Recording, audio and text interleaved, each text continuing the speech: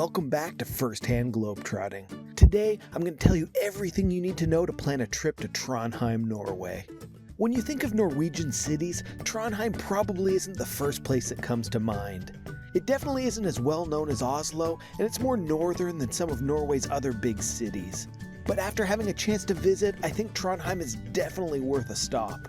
Trondheim's up in Central Norway, so the easiest way to get there is to fly. It's a smaller airport, so chances are you'll need to connect through Oslo or another Scandinavian city to get there. The airport's about a 30 or 40 minute drive from Trondheim, and I took the Flybussen airport shuttle bus to get to the city. The city centre has Trondheim Fjord on one side and the Nidelva River on the other sides, so it almost makes the city centre into its own little island. I recommend finding a hotel somewhere around there, since most of the places you'll want to visit are a short walk from the city centre. A good landmark in Trondheim is the King Olav Tryggvason statue. It's way up on the top of an obelisk at the intersection of the city's two main streets, so it's hard to miss. And do you know what one of the coolest things about Trondheim is? Because it's so far north, in the summer it almost never gets dark out. This is the central square at 1:30 a.m. in June. It's a little darker than during the day, but there's still plenty of sunlight out and it's nowhere near pitch black. But it does make it a little confusing when you look out your hotel window and you can't tell what time of the day it is. One of the biggest tourist attractions in Trondheim is the Nidaros Cathedral. As soon as you walk up to the main entrance, you'll see why it's so popular. The front facade is full of intricate carvings of historic and religious figures, so you can spend a lot of time just sitting in the square and admiring the art. And it was a little bit unexpected to see a Gothic cathedral from the Middle Ages this far north in Europe. But as great as the outside is, you're definitely going to want to go inside. It's very dark inside, which really adds to the atmosphere with the Gothic architecture. But as you look up to the ceilings, you can see the stained glass illuminated as it lets the light in. And make sure you climb up to the top of the cathedral's central tower. You have to climb 172 steps up a tiny, spiral stone staircase, but it's definitely worth it. Partway up, you have to walk across a narrow catwalk that gives you a great view from the top of the church. But once you get to the top, you have incredible views of Trondheim in every direction. This was definitely worth the climb. Right next door to the cathedral is the Archbishop's Palace. As you probably guessed, this is where the Archbishop of Nidaros lived. It's got big stone buildings on every side and a massive central courtyard in the middle. If you're interested in the history, one of the buildings has the Archbishop's Palace Museum. Inside, you can see some of the ancient ruins and artifacts from the palace and the cathedral. Another one of the buildings has the Crown Regalia. The cathedral was used for Norwegian coronations, so you can see some of the royal items used during those ceremonies. And if one palace wasn't enough for you, Trondheim actually has another. Stiftsgården, the wooden palace, one of the official Norwegian royal residences. And as you probably guessed from the name, it's not a stone palace like you may be used to, it's actually made of wood. One of the most interesting things about it is that it started out as a private residence, but was sold to the state in the 1800s when the previous owners had some financial troubles.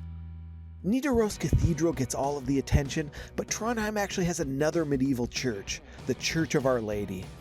It definitely isn't as grand and picturesque as Nidaros, but the really cool thing about this church is that it's open 24 hours a day as a shelter for the city's homeless population. If you're looking to do some shopping, Nordre Gate is the main pedestrian street in Trondheim. It's not very long, but you'll be able to find plenty of cafes, stores, or benches to sit on so you can people watch. Another great place to go for a walk is down by the river to see the Historic Wharves. The colorful buildings line both sides of the river, and the colors really reflect off the water. They're supported by wooden beams, so they stick out over the river and look like they're sitting right on top of the water. And you can get a great view of the wharves from the Old Town Bridge. It's nicknamed the Gate of Happiness and still has the arches from the old city gates that used to be there. If you walk across the bridge, you'll come to another really nice neighborhood, Bakklandet. The heart of the neighborhood is a tiny street surrounded on both sides by the colorful wharf buildings. It has all the things you'd expect from a hip neighborhood, shops, cafes, all that stuff. But my favorite thing to do there was to go out on one of the little piers and get a closer look at the river and the wharves.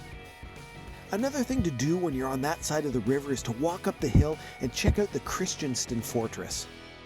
It's definitely worth walking around the grounds to see the grass-covered walls, walk through the big gates, and check out the cannons defending the city.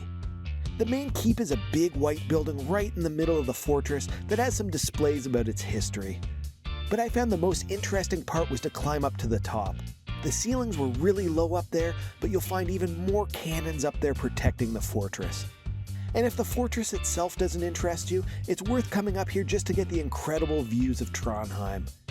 It has a bird's eye view of pretty much the entire city and fjord, so you're going to have lots of great photo ops.